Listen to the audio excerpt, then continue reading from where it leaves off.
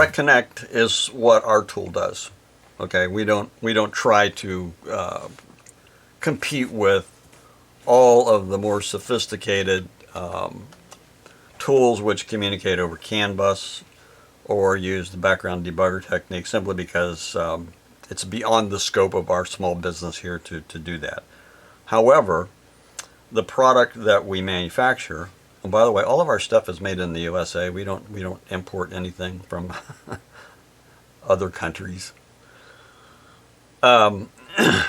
We allow you to connect directly to a memory part or a supported microcontroller. Okay, and the memory parts that are most commonly used, as I said previously, were the EEPROMs, or are the EEPROMs. They are everywhere. Okay, they're in ECUs, they're in immobilizers, they're in airbags, they're in clusters. Why? Because they're very reliable. They are very inexpensive. Designers are very familiar with them. And they are one of the most reliable components that have been available for the storage of small amounts of data. Okay, when I say small amounts of data, I mean mileage, I mean key information, I mean VINs, I mean any other parameters that happen to be required for storage in a vehicle. It's going to go into an external EEPROM. Or it's possible for it to go into the internal EEPROM of a microcontroller. There is something I wanted to discuss, and I'll do it here, and that is the difference between EEPROM, okay, EEPROM, and emulated or simulated EEPROM, okay. Regular EEPROMs have been around for decades, and the EEPROM functionality, it was when it first appeared, it allowed a designer to store data, and this was before the little 8-pin parts. The first parts were actually parallel, meaning there were a whole bunch of pins coming out of a package, and the information that was stored on memory cells, and the memory cells stored the information. I don't want to get down too far down in technical trees, but just allow you to understand. The information was stored on transistor cells, and it was stored as a electron charge on what was called a floating gate. Okay, in the gate, when it was charged, the transistor was on. I believe that's correct. When it wasn't charged, the transistor was off. Okay, and as long as the charge was there, the transistor, there or not there, the transistor would reflect the status of the bit that was intended to hold either a logic 1 or a logic 0.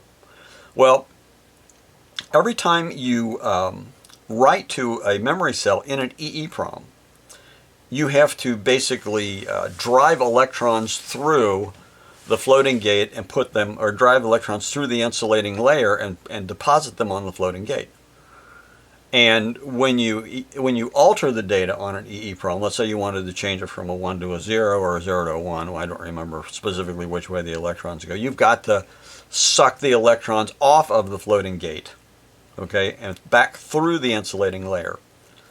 And when you do that enough times, the insulating layer begins to degrade, because when you do it, you have a high voltage, high meaning 12 volts, okay, that is applied to the memory cell structure, which causes the electrons to basically punch their way through the insulator. Okay, it was called Fowler-Nordheim tunneling, and by the two guys, Fowler and Nordheim, who discovered it. That is the basis for all memory, EEPROM or flash. Okay. Anyway, EEPROMs were designed so that you would be able to store individual bits, or in the case of most memory components, bytes. A byte is 8 bits one at a time. Okay, so if you're storing mileage, the only bytes that you're changing are the bytes that store the mileage.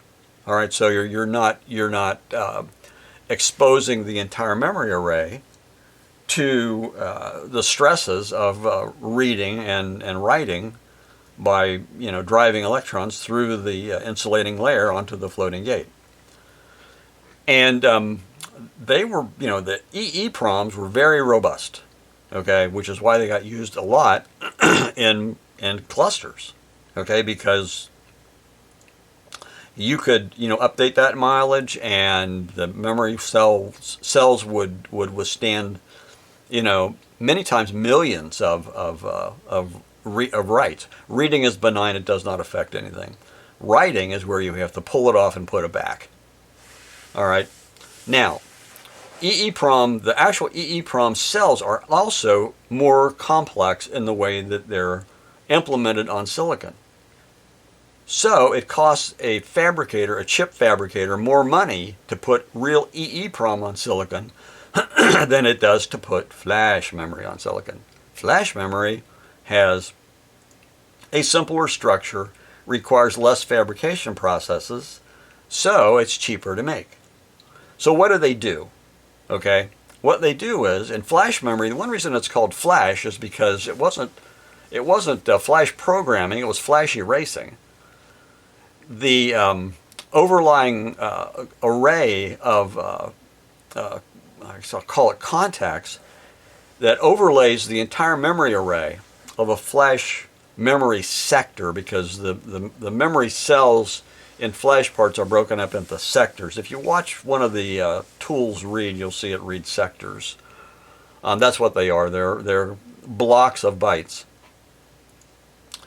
Anyway, what they did was, in order to, basically save money, is you can just, erase the whole sector, as opposed to erasing a single byte and having the attendant complexity of that, creating that structure. But, as I said, it's expensive. So what they did was they came up with what they called emulated EEPROM. And the way emulated EEPROM works, also flash erasing is far more stressful on a memory array than altering individual bytes, because you're basically doing it to a whole big block, a whole sector of memory cells as opposed to one. So what happens is, if you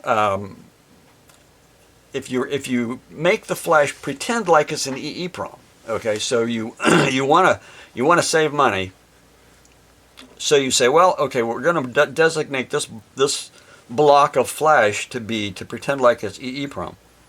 And what they do is, if you want to change a single byte, they will read the entire sector. They will alter one byte. Then they will erase the entire sector. All of the cells in the sector get erased. All of them get exposed to the stress of being erased. Then they write them all back, including the individual one where the single byte was changed.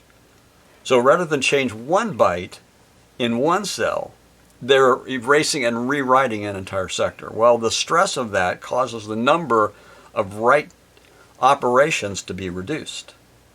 Okay, and when you reduce the number of write operations, you reduce the life of your part.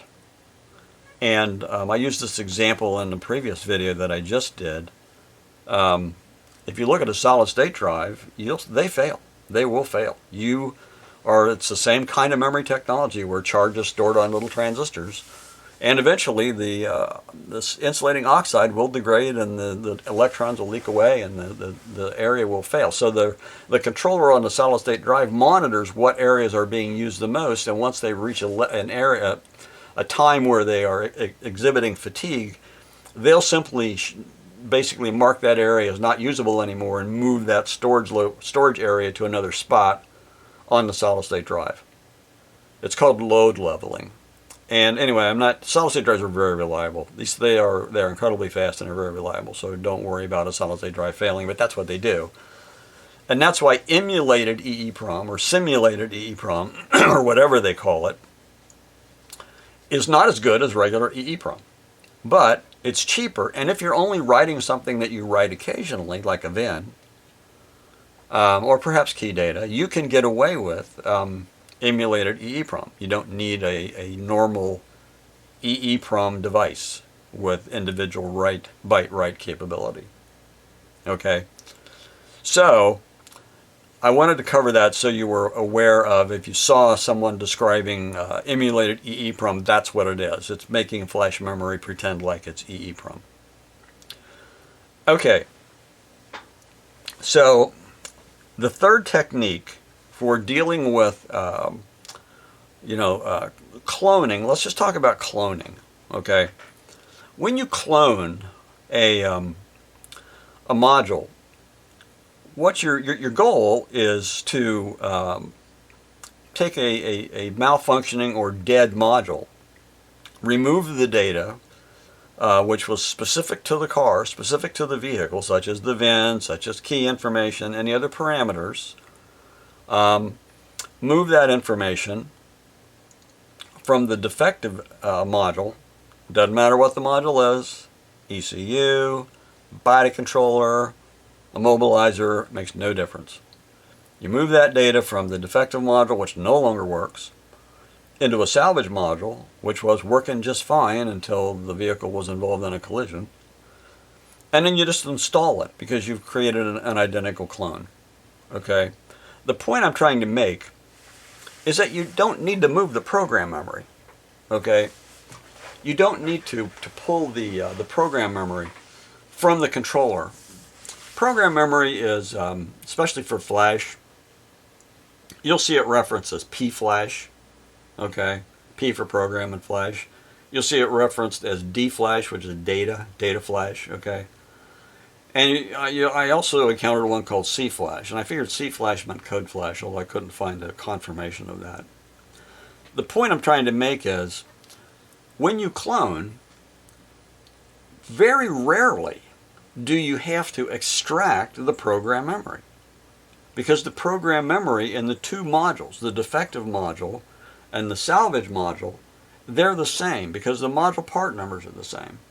All you have to move is the data that's specific to the vehicle, and that's why the direct connect option gives you the ability to do that without a lot of more sophisticated and advanced connections. Okay, and this is what the tool that we sell allows you to work with the EEPROM parts in circuit. So it's a matter of and to do this, this is you have to open the module in order to do this, just like you'd have to open the module in order to do BDM. You don't have to open the module to do the front door. Front door can be done right through the pins on the module connector. So if you are able to extract the data from your damaged or defective module, and basically meaning you can get it out through the front door, then you can put it into a replacement module using the front door of the replacement module.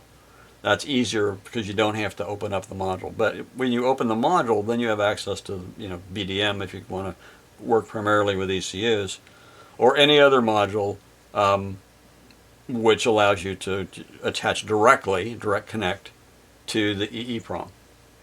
Okay, so given that, that's what we do. Okay, we connect directly to the EEPROM. And it's a simple matter. If you've watched other videos on our YouTube channel, you see it work. Moving data from one EEPROM to another it's simple because we do it in circuit. Now, if you look, there are other tools. A lot of tools will say, yeah, we do EEPROM, and yeah, it's kind of in some cases hit or miss. Sometimes it works, sometimes it doesn't. But most of the tools were not designed to do work in circuit, and ours is designed to do work in circuit.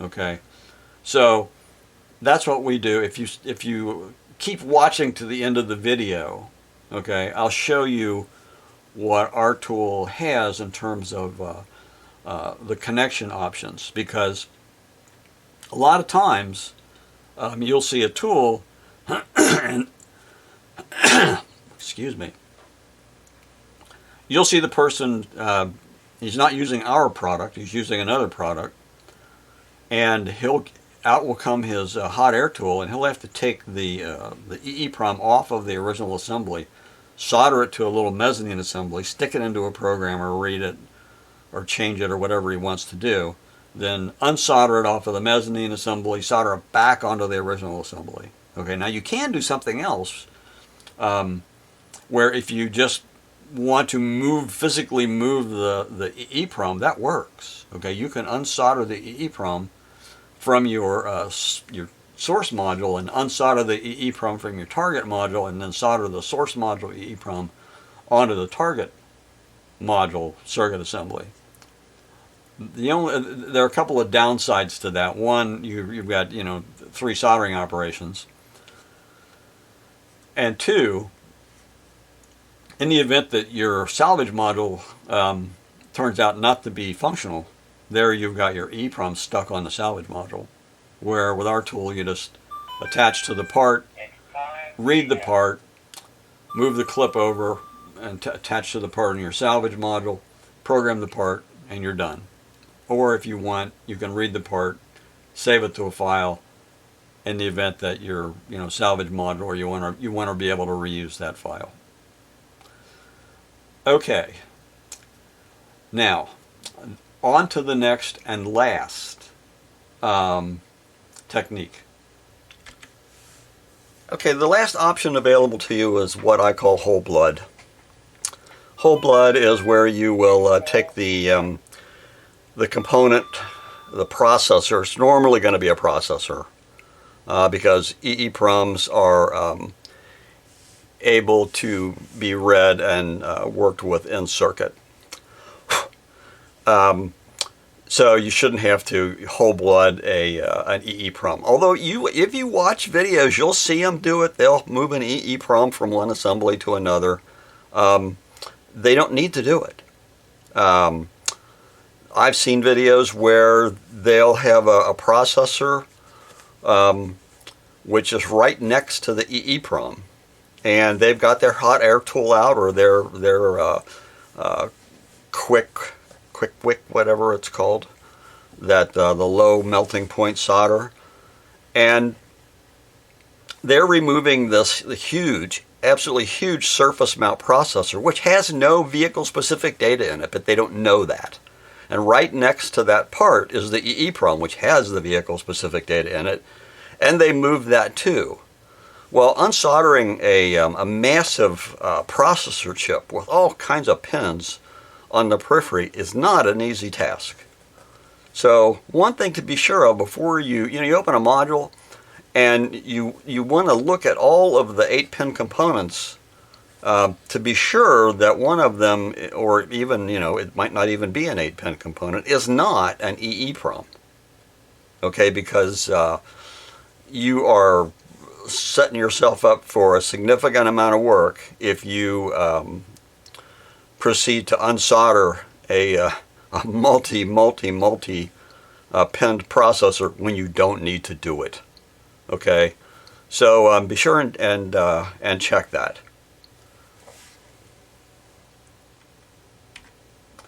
So as I said, whole blood is it's the last kind of a last ditch solution to a problem. If you have a non-functional module, but the processor is functional, as I said, you don't normally need to do it with EEPROM. The processor is functional. You can move the processor. Well, why would you need to do that? Okay, when would that be a requirement? Well, it's a requirement if, for example, if the module won't communicate on the CAN bus. So basically, front door and side door options are out. Okay, BDM might be an option if the module supports BDM, but in many cases the module will not support BDM. Okay, so in that case, if the processor has the vehicle specific data in it, meaning there's no external EEPROM. You can't get in with the front door, you can't get in with the side door, and there's no BDM. At that point, your only option is to do a whole blood. And that is going to require unsoldering the processor from your source module, or your original module, your original defective module, and then unsoldering the processor from your salvage module, and then moving the processor from your defective module onto your salvage module and soldering it in place. It's not an easy task. Requires hot air, the ability to lift the chip off without bending or damaging the pins, without causing any issues with the underlying pads on the circuit assembly. It's certainly possible, and there are people that have videos on YouTube where you see them do it, but it's not something that is a simple and easy thing to do. Okay, the next thing the last thing that I said I would cover, if you stuck with the video for basically through the the last part here, was the things that we offer with our tool. Okay, a lot of tools when you receive them for EEPROM work, meaning they're going to do they're promising to do EEPROM attachment and reading and all of that in circuit. You get a clip. They'll give you a clip, and that's pretty much it. So if you have other issues like component interference, or you've got a TSSOP, meaning the little teeny weeny packaged EEPROM with really fine pitched leads, you got a dip part, or things like that, we give you, with our kit, you get a clip. Okay, we have what is, in my opinion, the best clip available, which is the Pomona clip. That comes with our kits, all of our kits, and we give you a probe set. Well, why do we give you a probe set? Well, the probe set is there if you need to connect to a part. For example, you can have a part which is the way that the circuit assembly was originally designed. The EEPROM might be very close to a capacitor, and the clip won't go over the top of the part. Okay, so the probe set gives you the option to address connections to EEPROMs, which you otherwise wouldn't be able to do with the clip. And also the probe set is used if you are going to attach to a microcontroller, because we allow you with our kits 2, Automotive and Locksmith, to attach to the pins on a microcontroller. And the surface mount clip is, or the surface mount probe set is, that's its purpose, is to give you the option to connect to those components.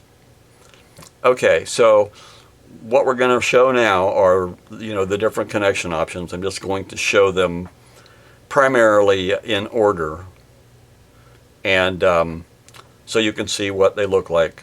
You get two. You get the clip and the probe set with the kit. But then if you need an additional option, you can get a dip clip for dip parts. You can get a dip is dual inline package. This is the chip that's on like the Toyota Sequoia immobilizer. So let me start over. You get the clip. Here's the clip. You get the probe set, the surface mount probe set, standard probe set. Here's the surface mount probe set. Here is the dip clip. Okay, that's for dip components, which you don't encounter that often, but they are out there. Okay. The precision probe set. Okay, the precision probe set is an option. It's an expensive option, but the precision probe set, the probes are Teflon coated surgical steel. They're insulated from each other, although they appear to be metal. They are Teflon coated metal, so they're insulated, and you can actually have them touch each other. The jaws can't touch, but the actual probe body from which the jaws extend, they can touch. Okay, the precision probe set is for super small, super tiny lead pitch components, such as TSSOP EEPROMs, MSOP EEPROMs, quad flat pack microcontrollers, devices such as that. Okay, it's not included with our kits, simply because a lot of people don't need it, but if you do, it is an option. Okay, so that's the precision probe set. The other option which we have, which can be used in place of the clip, is the AccuTouch probe. Okay, the AccuTouch probe is designed to be pushed down over the top of a standard SOIC, small outline integrated circuit, which is the most common size of EEPROM. Okay, you just push it down over the top of the part. It has 4-point crown spring-loaded pins. So in many cases, you don't have to clean the part. Those probes, those pointed crown pins will penetrate the humidity sealant. Not always. Sometimes you have to clean it. But in most cases, or many cases, you don't. And if you watch, we have videos that show the AccuTouch probe in use. Okay, we also have unterminated and terminated cables, which you can purchase, which if you want to solder to something, or a terminated cable has the connectors on it that we use. That's another thing that I want to mention. All of the clips and probes can be replaced, meaning without replacing the cable, meaning that you can acquire a replacement clip and you just slide the connectors off of the clip and replace the clip without needing to purchase an entire clip and cable assembly from us. So we have a terminated cable, which has the connectors on the end. We have an unterminated cable.